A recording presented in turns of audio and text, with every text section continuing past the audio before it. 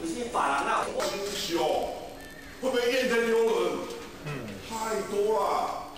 那我今天修道来讲，知道这个道理，我们要不要怨天尤人？人啊怨天尤人哦，你的因果会哪歹？唔是你怨天尤人要你的诅咒和你就没办法消啊。那到我中消，我当然嘛要怨天尤人，你不会，那个因缘又结下去，会火上加再加冰，再火，那严重又连爆了。哦，所以这一点我们必须了解。人虽然有安变的经，但是我们也知道，当你在苦中，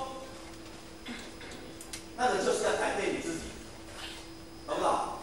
都有困难的单，有两个字送给诸位：坚持。你要坚持到底。你知道这个苦的原因是怎么样？然后你要坚持你的本来的那个修道的宗旨是怎样的。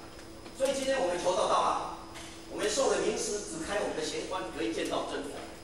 但是刚才讲了，人生的过程当中有因与果，所以我们常讲了，身体会不适，今天有无常方法。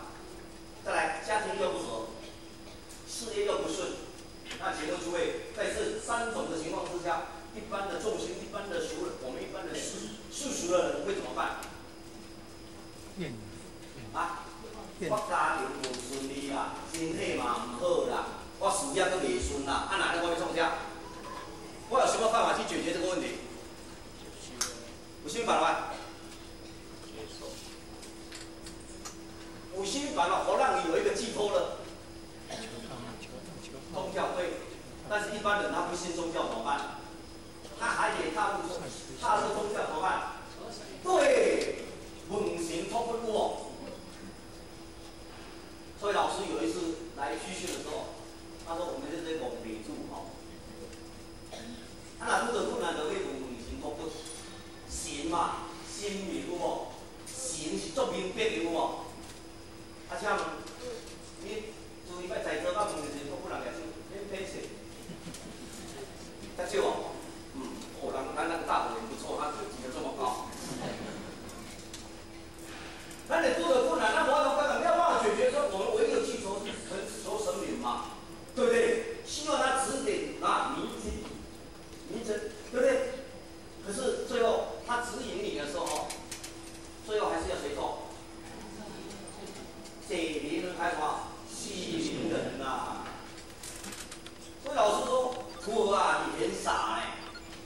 你为什么是下观去求那个神明？今天你求到那个贤观居住的那个，就是有一个神明啊，神就是给你元神，有没有？那你关心的是那的主心，我们的自信本来就光明啊，求那个嘛，那个去找自己啊。所以我们一般在修道或者一般人来说，比较注重显化、偏华哦，不注重偏华感受。大家都蛮注重的，有显出来啊，有相应啊。老师也谈了，什么叫做真正的显化？改变你自己哈，那才是真正的显化。如果能够改变你自己，你也是佛啊，你那个神会不会明？神就明啦。所以我们让你了解这个，所以当你遇到苦，你本来人间就是苦，对不对？心哪不甘苦来改去。你死人拢都好诶，卖讲什么啦？手机啦，天天听，你听到死啊！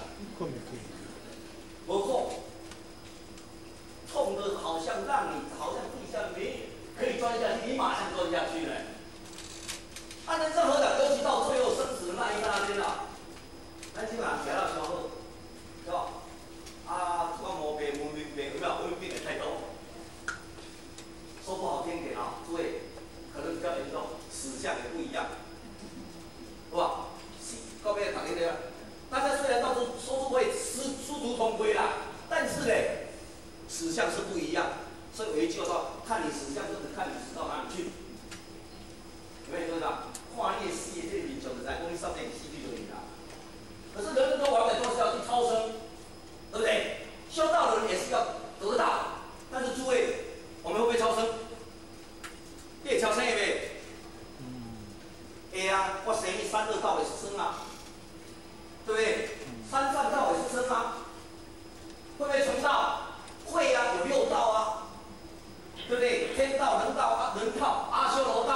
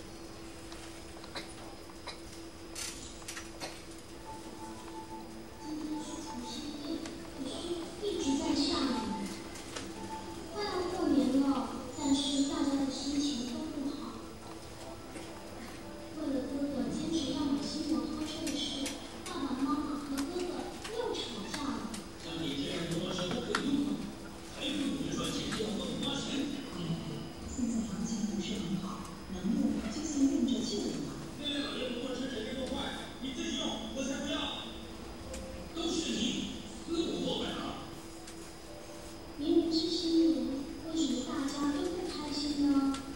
猫咪